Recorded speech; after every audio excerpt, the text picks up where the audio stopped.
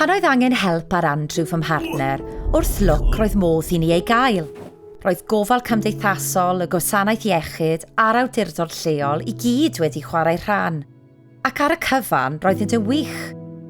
Ond ambell tro, mi allai pethau fynd o chwith. Un tro, trefnwyd y pwyntiaid brys i drafod anghenion Andrew. Roedd wedi cael ei ganslo 2 waith yn barod, ac yna ar y diwrnod, bu'n rhaid i ni aros am hyn oedd yn teimlo fel oriau. Yn y diwedd, pan welson ni weithiwr proffesiynol, nid oedd yn ymddangos ei bod yn deall anghenion Andrew.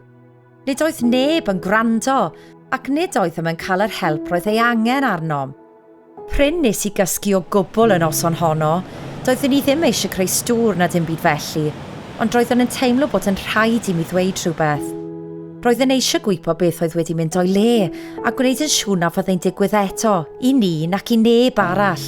Roeddwn yn teimlo ein bod yn heiddi am ddeheiriad, ond doeddwn ni ddim yn gwybod a phwy y dylwn siarad, na beth i'w ddweud. Felly, mi es i wefan Gofalwyr Cymru a darllen eu canllaw cwyno. Mi helpodd fi ddeall bod gen i'r hawl i gwyno a chael gwelliannau i'r gofal oedd yn cael ei ddarparu.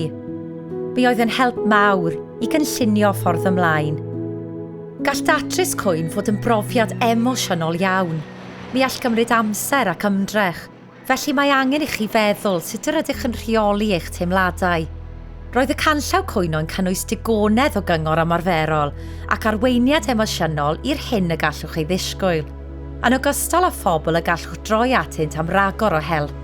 Gydag ychydig o help, mi all yn gwyno i'r bobl iawn yn y ffordd gywir.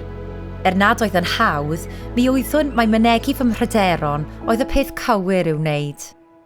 Am wybodaeth a chyngor ar gwyno, lawr lwythwch ganllaw cwyno Gofalwyr Cymru yn www.carersuk.org.